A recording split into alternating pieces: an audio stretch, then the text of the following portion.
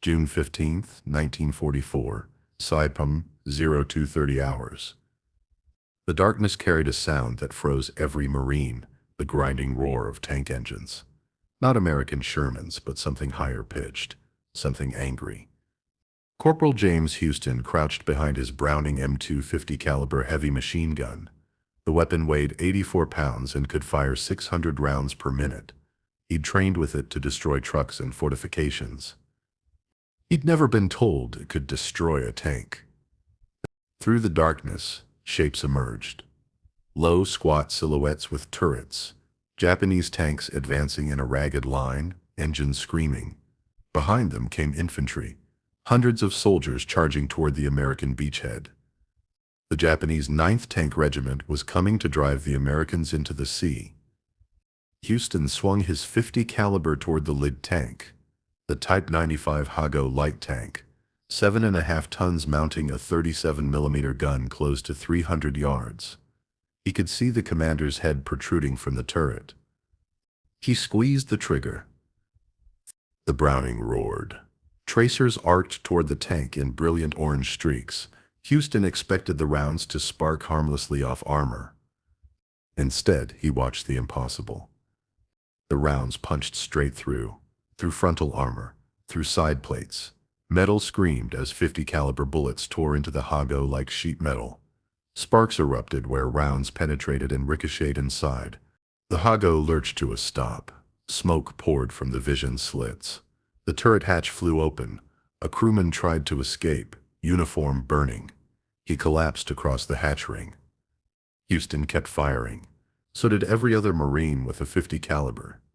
The night erupted in tracers converging on Japanese tanks. Hago after Hago shuddered, armor splitting, crews dying inside. Private First Class Robert Graff later recalled, "We were told tanks needed bazookas or anti-tank guns. Nobody said anything about machine guns. But there we were, hosing down Japanese tanks with .50 cals and watching them die." Some guys started laughing, not from joy, but from sheer insanity. We were killing tanks with machine guns. Within 20 minutes, the counterattack dissolved into carnage. Burning Hago tanks littered the beach. The infantry that followed died under rifle fire, their tank support gone. As dawn broke, Marines moved among the wrecks. Hago hulls riddled with .50 caliber holes. Dead crews trapped in machines that were coffins. Technical Sergeant William Sievers examined one wreck. The armor was 14 millimeters at best, barely half an inch. Our .50 cal could punch through that at 500 yards easy. These weren't tanks. They were death traps. But it hadn't always been this way. Once the Type 95 Hago had been Japan's pride. Once it had struck fear into enemies. The story begins 15 years earlier, in Tokyo's military arsenals. It begins with engineer Tomio Hara and a philosophy that would kill thousands. 1933, Tokyo. The Imperial Japanese Army needed a new light tank. Engineer Tomio Hara sat at his drafting table with an impossible challenge. Design a tank that could keep pace with Japan's aggressive infantry doctrine. Make it fast, reliable, and cheap enough to mass produce. And do it all with 7.5 tons. The result was the Type 95 Hago light tank. The specifications seemed reasonable for 1933. Length, 14 feet, 2 inches. Width, 6 feet 9 inches. Height, 7 feet 2 inches. Weight, 7.4 tons, fully loaded. Armor protection ranged from 6 millimeters on the hull sides to 14 millimeters maximum on the turret face. Thin by any standard, but Hara's design philosophy didn't prioritize protection. Speed was everything. The Hago's Mitsubishi NVD 6-cylinder air-cooled diesel engine produced 120 horsepower. This gave the tank a road speed of 28 miles per hour, exceptional for the era. Cross-country performance was equally impressive, allowing the Hago to keep pace with advancing infantry across difficult terrain. Armament consisted of a 37mm Type 94 tank gun in the turret, adequate against enemy infantry and light fortifications. 2 Type 97 7.7mm machine guns provided additional firepower, one hull-mounted, one rear-mounted in the turret. The crew of 3, commander, gunner, and driver, operated in cramped conditions. The commander also served as loader for the main gun, an exhausting dual role that slowed the rate of fire. But the design had a fatal flaw built into its very philosophy. Japanese military doctrine of the era emphasized offensive spirit over defensive capability. Tanks were meant to charge forward aggressively, using speed and shock value to overwhelm the enemy. Thick armor was seen as unnecessary weight that reduced mobility. Major Yoshio Iwakuro, involved in armor doctrine development, articulated the thinking, a tank that cannot advance rapidly is useless to the infantry it supports. Better to strike first with speed than to wait behind heavy armor. The spirit of the crew matters more than the thickness of steel. This philosophy would prove catastrophic. But in 1935, when the Hago entered production, it seemed vindicated by early successes. The Imperial Japanese Army ordered the Type 95 into mass production. Mitsubishi Heavy Industries built over 2,000 Hago tanks between 1935 and 1943. It became Japan's most widely produced tank of the war. And for its first test, it seemed unstoppable. The proving ground would be China, where Japanese forces faced an enemy with minimal anti-tank capability. There, against nationalist Chinese forces armed primarily with rifles and light machine guns, the Hago's thin armor seemed adequate. There, the myth of the Hago's invincibility was born. A myth that would die on a beach in Saipan under the hammering fire of 50 caliber machine guns that Tomio Hara never imagined his tanks would face. July 1937, northern China. The Marco Polo Bridge incident ignited full-scale war between Japan and China. The Type 95 Hago rolled into battle for the first time. Against Chinese nationalist forces, the Hago seemed exactly as effective as Japanese doctrine predicted. Speed and aggression carried the day. Thin armor proved sufficient when the enemy lacked modern anti-tank weapons. Chinese infantry armed with rifles and light machine guns watched helplessly as Hago tanks advanced. Standard rifle rounds, even at close range, couldn't penetrate even the Hago's thin 6mm side armor. The 37mm gun destroyed Chinese machine gun nests and fortifications with methodical efficiency.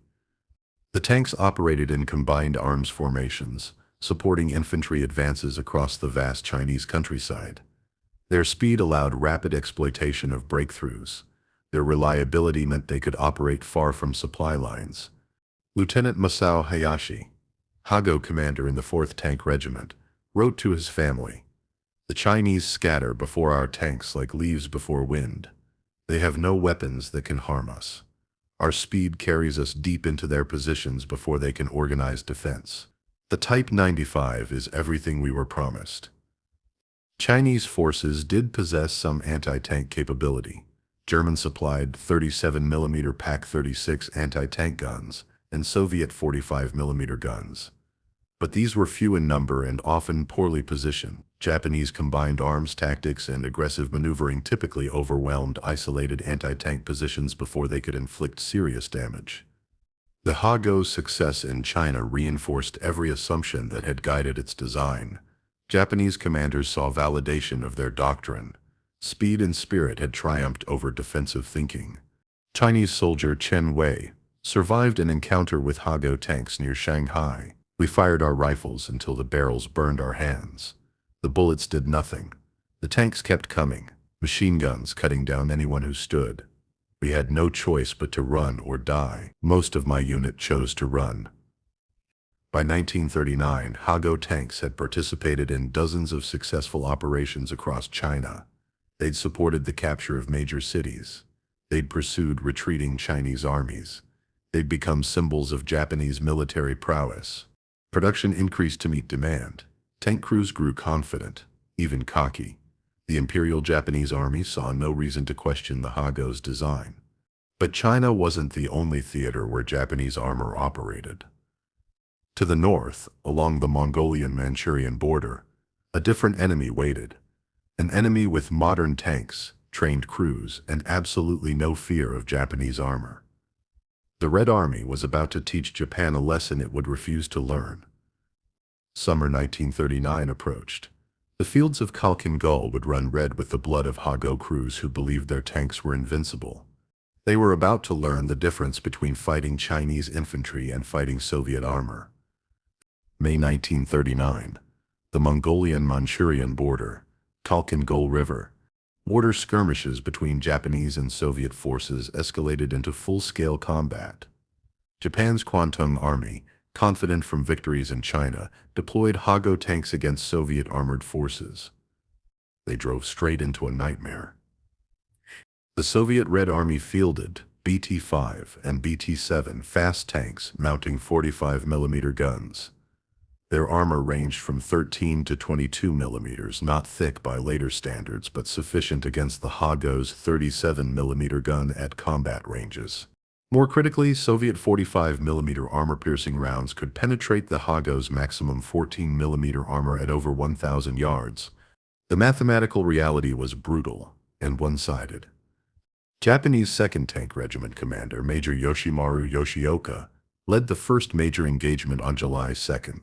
His Hago tanks advanced aggressively, using speed and maneuver exactly as doctrine prescribed. Soviet BT-7 tanks met them at range. The Soviets opened fire at 800 yards. Japanese return fire sparked harmlessly off Soviet armor. Soviet rounds punched through Hago hulls like paper, detonating ammunition and killing crews instantly. Within minutes, Yoshioka's regiment lost 18 tanks. The survivors retreated in disorder. Sergeant Tadashi Ono survived when his Hago's engine was disabled by a near miss. We fired and fired. Our shells bounced off their armor. Then they fired once and our tank commander was dead, the gun destroyed, smoke everywhere. I pulled the driver out through the bottom hatch. Behind us, I watched our entire company die. Every tank burning. We couldn't hurt them, but they destroyed us with ease. The pattern repeated throughout July and August. Japanese armor attacked with courage and determination. Soviet armor systematically destroyed them with superior firepower and protection. On July 23rd, Japanese forces launched their largest armored assault. Nearly 100 tanks, including Hago, Type 97 Shaiha medium tanks, and Type 89 medium tanks. Soviet forces under General Georgy Zhukov responded with coordinated armor, artillery, and air support. The result was catastrophic for Japan. Over half the attacking tanks were destroyed. Soviet losses were minimal.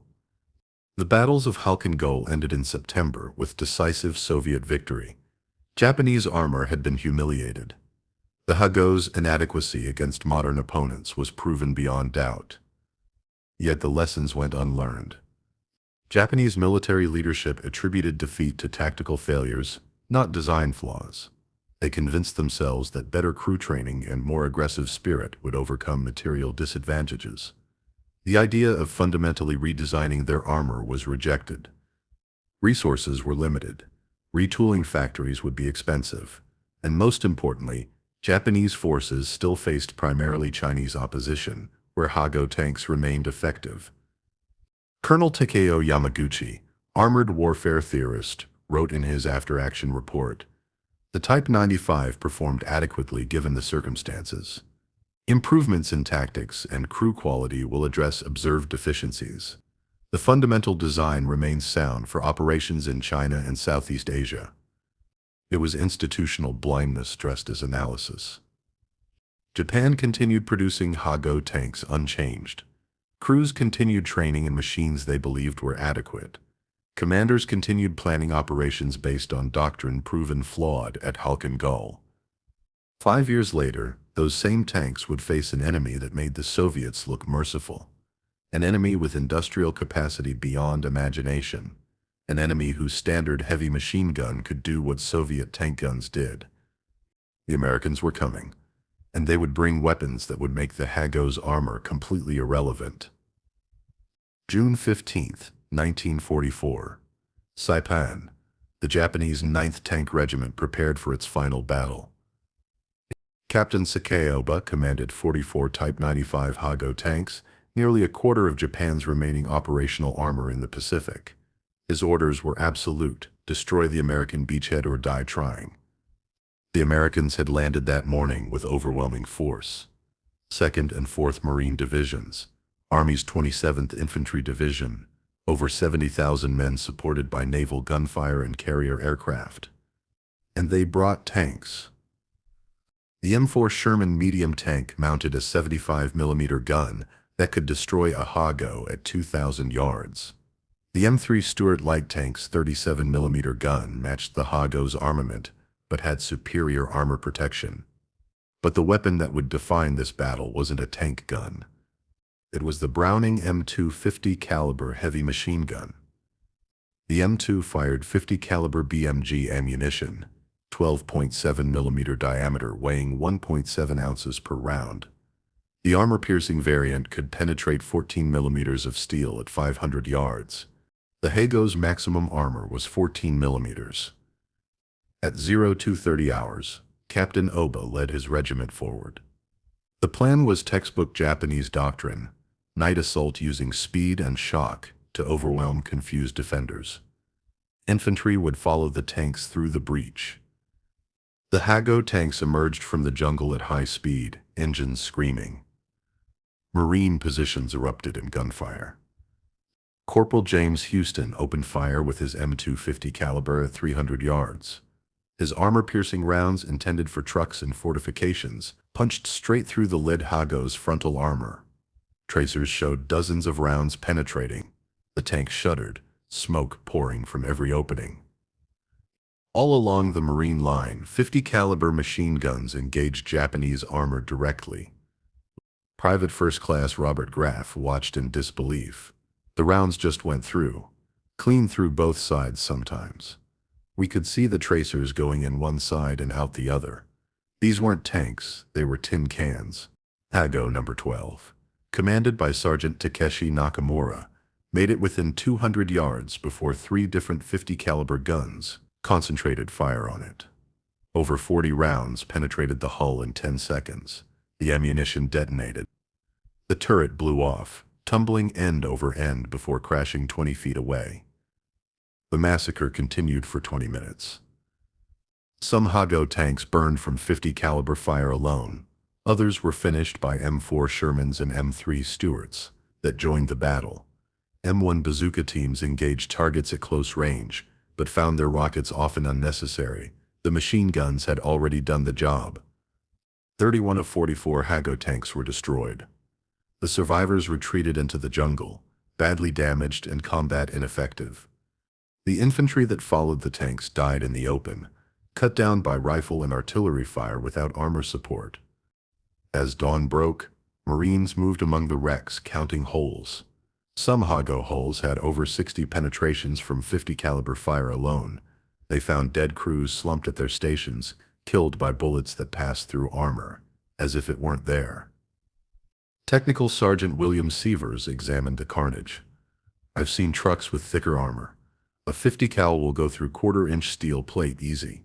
These tanks had maybe half an inch at best. They never had a chance, not against modern weapons."